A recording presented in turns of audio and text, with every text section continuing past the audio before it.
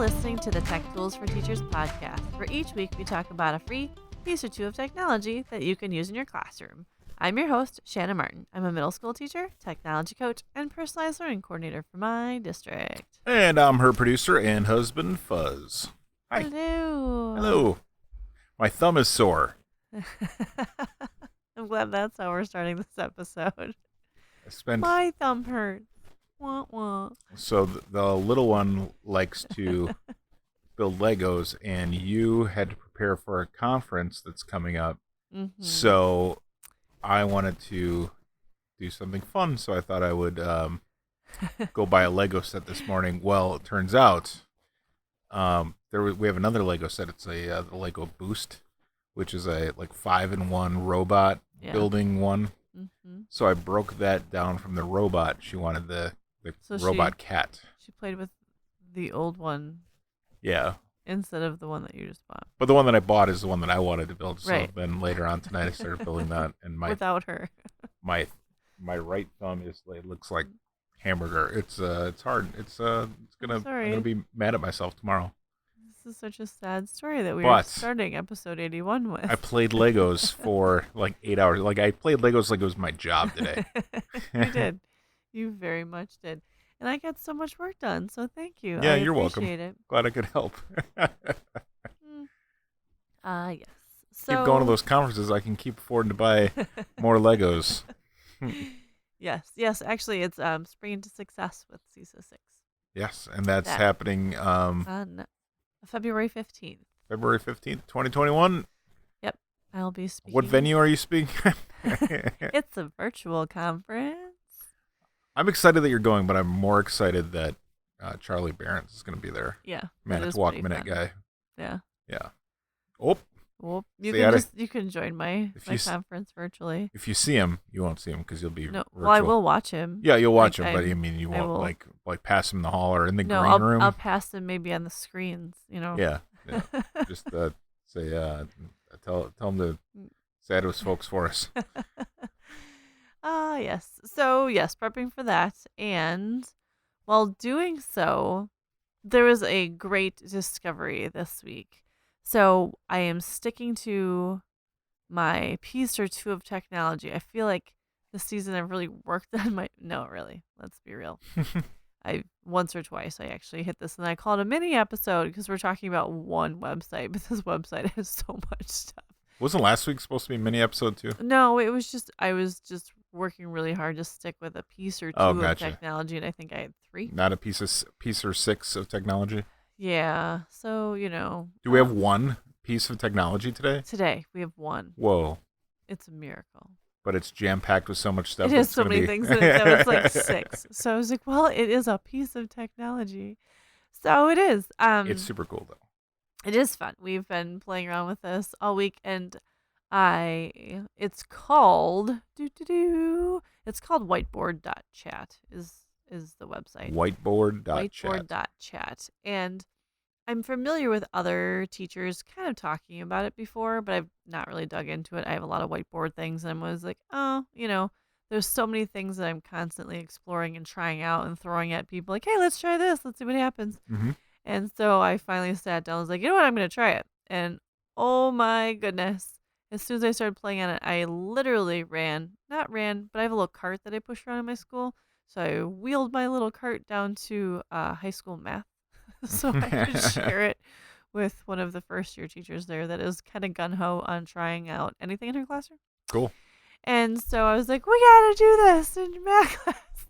And then we realized it's also fantastic for elementary. It is fantastic for music. It is fantastic for virtual learning. Science. It is fantastic for science. It is fantastic for little, elementary kids can totally manipulate the site. It is the coolest.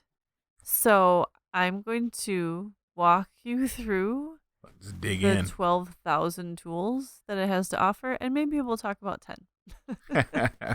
So again, it's whiteboard.chat. It's whiteboard.chat. It's free, which is always amazing. And this week it was great because you kind of experienced it with me because I was sending you chats because I needed people inside of my school district and outside of my school district. I needed to see how I could manipulate Yeah. people within this Sure. website. And it's so cool. So whiteboard.chat is your starting point. And then all the things that come with it. So I guess the starting point would be in the upper right hand corner where it says invite. And you click invite and you can get your students in by QR code. You can give them a classroom code, which they give you, or you can just drop the URL into your Google Classroom. Like you can share it a million different ways with your students. So go ahead, share it with your students. Then you have lots of options. So on the left-hand side of the screen, you can choose to make like a little book where you have different pages where students could I've seen it set up where students it's almost like I guess a workbook or like pages for students to work through like problems that they need to solve within a certain order, or if they're doing a story, or if you're doing this virtually, that way you can have everything preset for your lesson and then all the students have their own copy so you can be walking them through the lesson. Sure. And that alone on the left hand side, like that little book icon, has about over 20 choices, like 20 different tools that go with just that. So like you can clear all your student pages. So what this does is when you open up a new whiteboard chat, I have to keep like backing up. You can choose either to create your whiteboard so everybody's working on the same one, Mm-hmm. or it can assign a different whiteboard to every student, Mm-hmm. or you can set it up in groups. Okay. Okay. Then you as a teacher have, or anybody who starts it, has this nifty little grid view on the bottom. And if you click on that, you can see all of your students' screens at the same time. That's cool. So what's cool about that is you can keep an eye on everybody at once, especially if you're doing virtual learning or some sort of blended learning, or if you're, I know like we have some days where we have to be teaching virtually, and so then you can Google Meet and literally you could talk to your students and then, all right, go ahead and have your work time, and you can watch the kids like in real time working on their boards. Mm-hmm. So cool. And then you go back to single view, then you have your own board where it's just what you're working on, or like what your setup for the students is, or unless everyone's on the same board, which also can happen because that's kind of what you and I played around with both of us working on Yes. the same board. Gets a little crazy though. It does get a little crazy when you have more than like probably 2 or 3 people on a board, unless Yeah. unless they have a real task. I mean, you and I were kind of just messing around. Yeah, but, we were. Yeah. like if Yeah. kids have a purpose, they absolutely can do group work there. Yes. So, okay. So that's sort of a place to start. Grids, if you click on the little grid tool, you've got like 12,000 options. What I thought was so cool. So I always think of like whiteboards, like math, because you're drawing, you're explaining, there's a lot of talking, you need to be able to see things. But this one will change your whiteboard background to like handwriting, which is lined paper. Okay. So you can switch it to lined paper to have a view that way. You can switch it to a coordinate plane, which is so cool. That's cool. You can switch it to be college lined paper. Mm-hmm.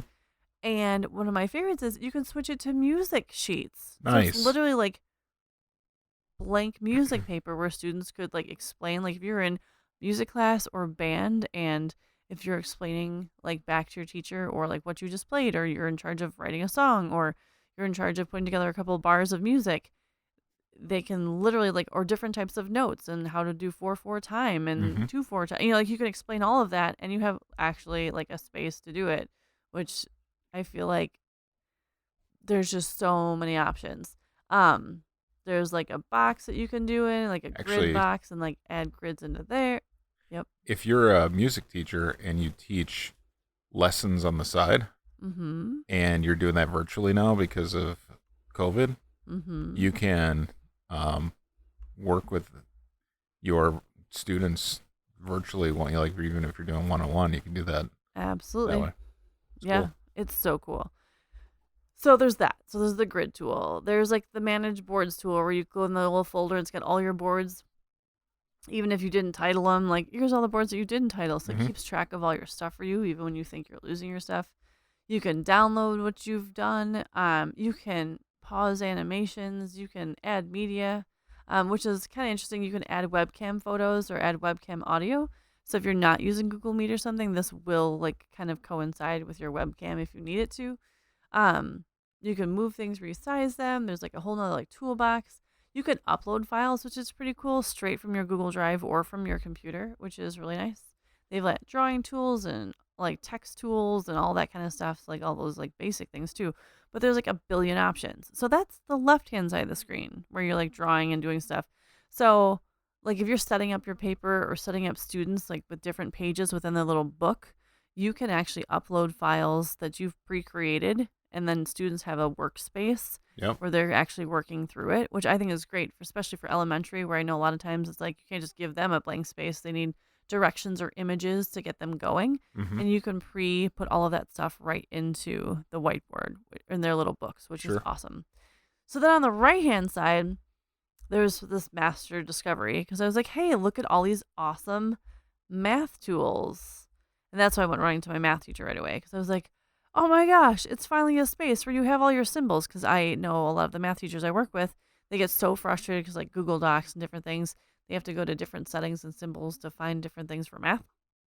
And I'm like, look, you can see like there's pi and there's like mixed fractions and there's actual math symbols that you would use when teaching math on the sides. I'm like, that is the coolest. But then there's more. I feel like I'm a There's a salesperson lot right more. now. Yeah. So then on that, so it's on the right hand side of the screen, you have your little tool things. You can choose topics, music. So when you pull up that little like music bars thing, I Mm-hmm. was drawing in my little treble clef before, and then I realized, oh wait, they have one that's way prettier looking than the Mm-hmm. one that you just did. They have all of the notes. They have like eighth notes and 16th notes, and so they have pretty little notes, and you can drop all your little symbols into your music, so you can literally write music on this whiteboard. Um, and then there's letters. So again, if littles are working on here, like you Mm-hmm. can have them practice like writing their letters and matching their letters or letters and sounds. Like you can make a whole like setup with like class discussion and they all can be working in their own little space. So cool. Um, they have manipulatives, which I was playing around with the little person that is in our house. She's doing number blocks. Mm-hmm. So I was like 10, find the 10 block, and they've got 10 blocks and 100 blocks, and then they've got various circles and cubes and rulers and all kinds of math manipulatives that you would need. They have 3D shapes, so all of those in every category under the planet. They have little reward trophies, so if like kids are doing what they need to do as a teacher, you can go into the whiteboards like drop little things like great work onto their screen, which is so fun. Oh my goodness. They have game patterns like pawns, like it's like chess, so you could like play a virtual game of chess or something along those lines. They've got patterns and shapes for teaching geometry. And then they have wait for it. I feel like a salesperson. I don't know. Yeah. So cool though. They have currency. They have Oh, sure. US currency, like UK currency, AU currency, EU Mm-hmm. currency, Canadian currency, Malaysian currency, Indian currency, and like all these different things. They got chemistry, and then they have different languages. So then you've got the letters. You know how letters kind of look different depending on which language you're communicating in? Right. So then they have like all of those things in there as well. They have Valentines, so they have like little heart symbols and pictures. I just keep going. They have emoji stickers. They have thinking maps, which is super cool because then you can put like a flow map on there. Or like a Venn Like, diagram. let If me you want show to. you. I'm turning to show you because they can't see it.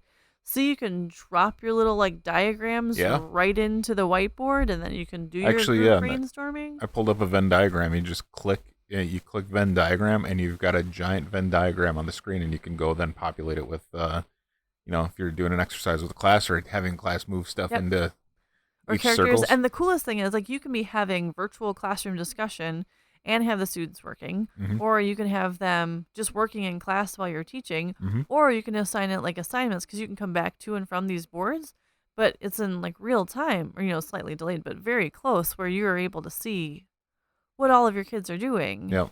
And they even have like the clock timers, they got the little spinners, and they got super dice, like so many things. So that's all in the little toolbox. You can even click the search bar and type something in, like hunt it down, because it'll tell you all the things that you could possibly need to know on a planet, and it is there for you.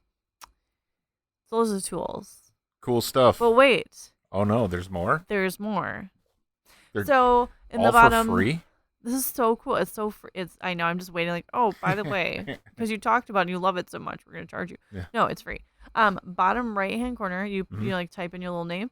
There you can I had to point this out to people. When you click the color to change it, it changes like your little background of your screen.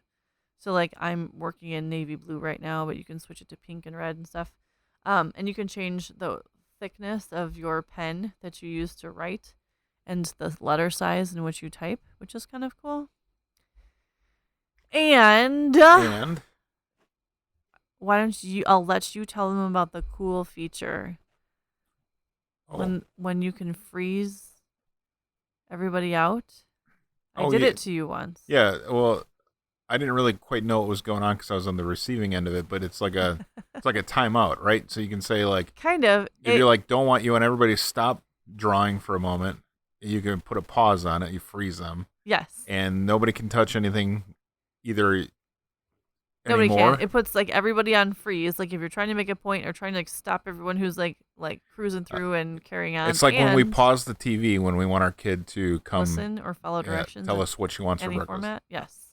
But not only does it freeze everyone's screen, it says class is frozen, snowstorm, holding on for 10 seconds, and literally little snowflakes go across everyone's screen while they are frozen for 10 seconds. And it is so cool. It is pretty cool. The last thing, that's not really the last thing, but I'm just going to highlight across the top. There are things where you are able to have select timers where students may only get a certain amount of time to work or time to join, or you can auto lock boards if you don't want kids in things before you get there, because they can get the link in Classroom anytime. Sure. So it can lock up the boards until you open it up to them. They have hand raising features. So when you have in grid view, you can see if kids have questions. And then they get like a little painter's palette so you can pick colors and things like that. Settings. So for the whiteboard, there are so many different settings, but like you can set it so students can only see simple tools. Like if you're working with elementary kids, there are so many features, it would probably get overwhelming. So there you can enable or disable webcam stuff. There's all different things, and you have control over all of that in your settings.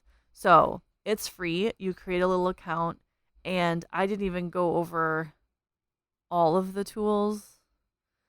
There's still more, but it's definitely like explore and dig into this because there are so many cool features and cool ways to use this in your classroom. Sure. And get kids engaged in collaborating in group work.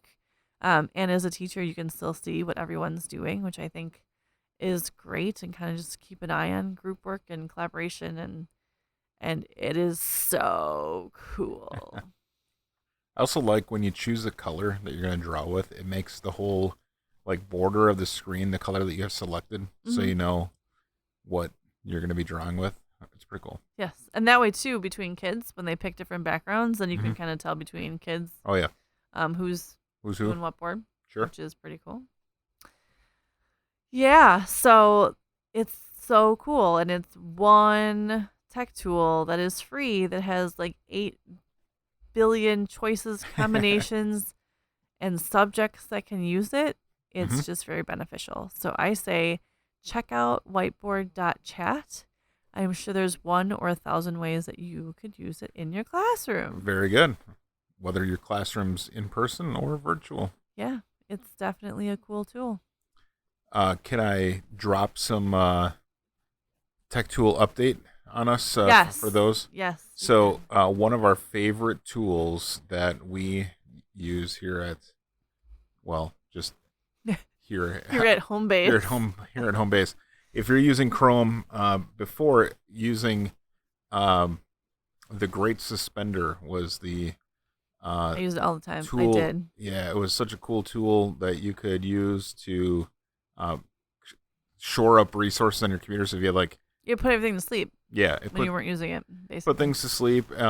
Unfortunately, somewhere later last year, the owner of the Great Suspender sold the company to another company, and they put in some things that people said was malware. So it apparently was causing it was asking for permissions that it shouldn't have and doing things that a tool that is designed to just shut tabs down shouldn't have access to.